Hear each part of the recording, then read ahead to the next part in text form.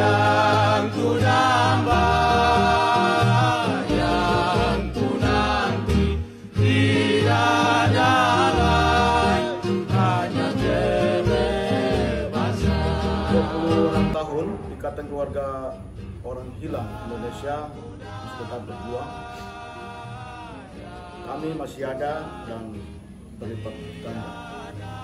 17 September 1998 menjadi titik untuk Ikatan Keluarga Orang Hilang bersepakat untuk membentuk satu komunitas, satu organisasi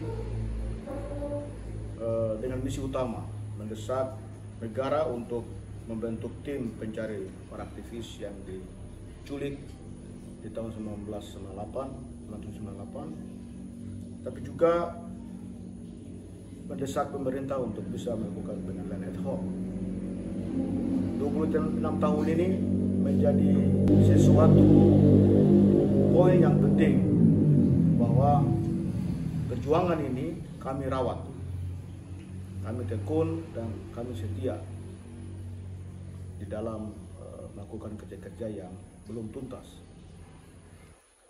26 tahun ini IKOHI harus merefleksikan perjuangan panjang.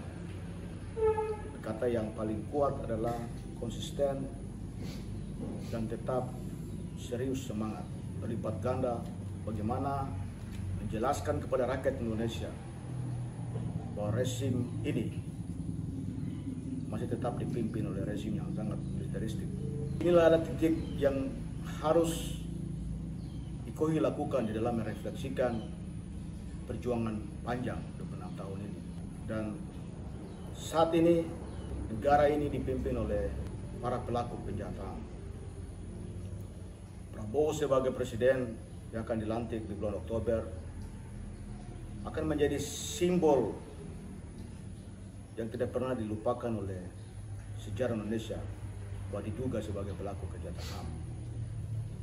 Perjuangan IKOHI untuk melipat gandakan kesadaran rakyat harus mulai dilakukan dengan melihat situasi rezim yang dipimpin oleh rezim militeristik.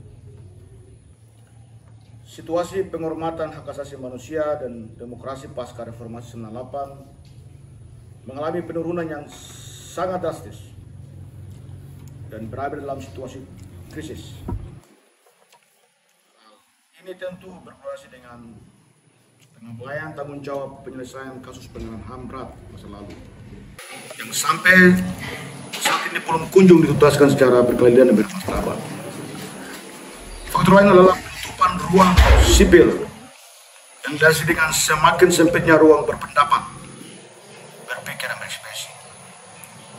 Ruang-ruang tersebut ditutup dengan makin maraknya fenomena pembungkaman, represivitas, serangan digital, dan kriminalisasi terhadap para pembela HAM, pembela lingkungan, jurnalis, penggiat anti korupsi, dan akademis. Kemunduran demokrasi dan kemunduran hak asasi manusia merupakan sesuatu yang faktual. Demokrasi yang dibangun sejak 98 yang seharusnya semakin terkonsolidasi di era pemerintahan Jokowi justru mengalami kemunduran yang sangat serius dan kritis. Demokrasi substantif yang mengindikasikan nilai-nilai kebebasan dan hak asasi manusia dikorupsi oleh perilaku elit-elit yang pragmatis. Kondisi kemunduran demokrasi, kebebasan dan hak asasi manusia tidak dilepas dari prioritas kebijakan Jokowi sejak awal pemerintahan yang memprioritaskan pada pembangunan ekonomi yang berorientasi pada investasi. Model pembangunan ini memberi ruang yang besar kepada investasi modal asing yang tidak berpihak pada rakyat. Hal ini tercermin dari proyek nasional berbagai pembangunan infrastruktur yang meminggirkan hak-hak rakyat. Untuk mengamankan kepentingan pembangunan tersebut, segala upaya dilakukan, termasuk pengabaikan ruang-ruang demokrasi, hukum, dan hak asasi manusia. Dalam konteks hak asasi manusia, misalnya pemerintah Jokowi cenderung mengedepankan kebijakan yang selektif dalam penegakan hak asasi manusia. Agenda hak asasi manusia yang memiliki risiko politik bagi pemerintah, seperti penyelesaian kasus pelanggaran HAM berat masa lalu, cenderung bahkan dilupakan oleh Jokowi, memberikan jalan atau memberikan solusi atau memberikan ruang kepada non-judisial, meskipun hal itu tidak sejalan dengan prinsip pemerintahan keadilan dan kebebasan korban. Kematian demokrasi di Indonesia ditandai dengan lahirnya otoritarisme karena tidak berfungsinya kontrol terhadap kekuasaan.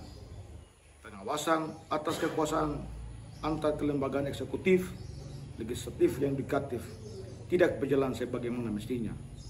Yang terjadi justru sebaliknya.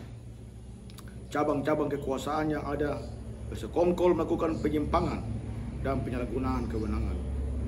Bentuk lain kekuasaan politik eksekutif di bawah presiden melakukan kooptasi atas cabang-cabang kekuasaan lainnya, baik legislatif maupun yudikatif. Di tengah kemendekan fungsi pengawasan di level kelembagaan, fungsi kontrol di level rakyat juga dibungkam.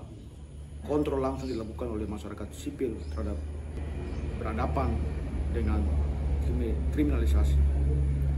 Demokrasi Indonesia sedang dihancurkan atau diruntuhkan dengan cara mengubah beberapa peraturan-peraturan perundangan.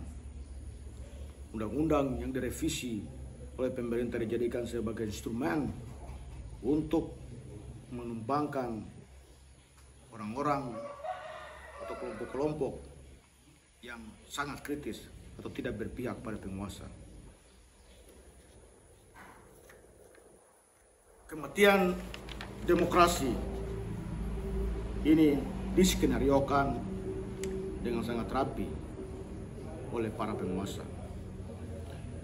Presiden Jokowi telah meruntuhkan pilar-pilar negara hukum demi kekuasaan. Negara hukum telah dirubah menjadi negara kekuasaan. Negara hukum didirikan dengan 4 pilar. Pertama, penghormatan terhadap hak asasi manusia. Kedua, peradilan yang independen. Ketiga, pemerintah yang berdasar kepada undang-undang. Keempat, pembagian kekuasaan. Penghormatan terhadap hak asasi manusia tidak dilakukan oleh pemerintahan Jokowi. Salah satu indikator terbesar adalah diabaikannya penyelesaian pelanggaran HAM masa lalu. Bahkan yang lebih menyakitkan, Jokowi berkoalisi dengan pelaku-pelaku pelanggaran HAM dan menjadikan anaknya berdampingan dengan pelaku kejahatan HAM. Pemerintah Jokowi juga tidak tunduk pada peraturan perundang-undangan. Dan terjadi justru jalannya pemerintahan dilakukan dengan mengakali peraturan perundang-undangan. Dalam kondisi demikian, shower pouring tidak terjadi. Yang adalah kooptasi cabang-cabang kekuasaan.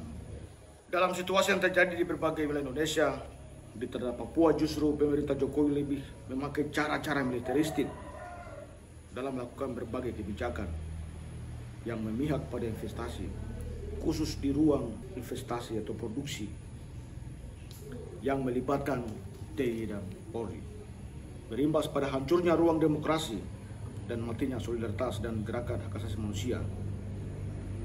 TNI dan Polri dipakai sebagai benteng utama menjaga jalannya ekspansi kapital di seluruh wilayah Papua.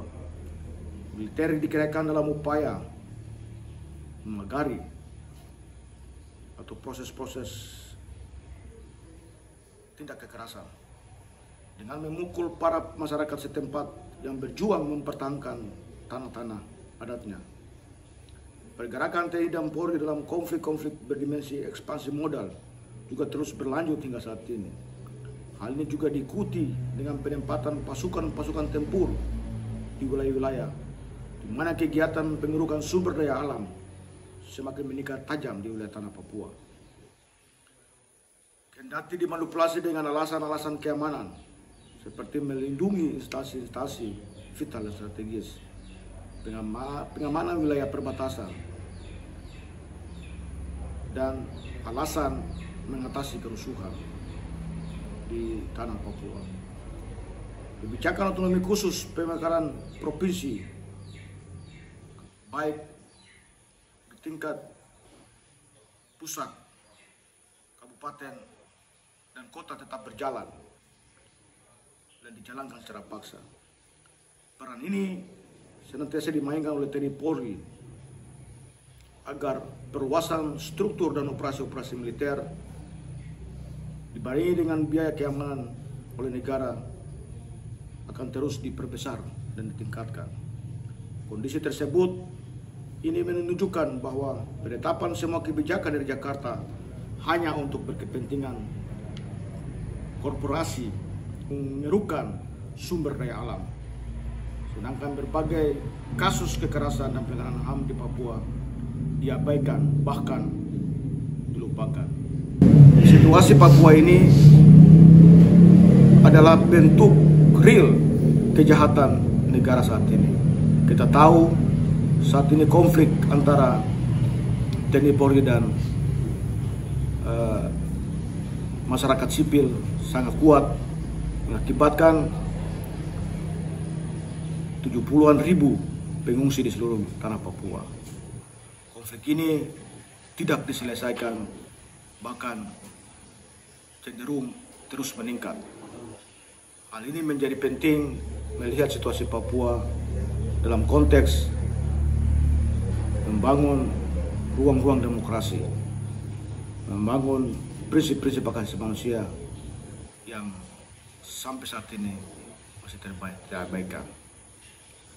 26 tahun KOHI harus menjadi titik awal kebangkitan untuk bersolidaritas antara keluarga orang hilang dan seluruh rakyat Papua dan dunia internasional. Terima kasih.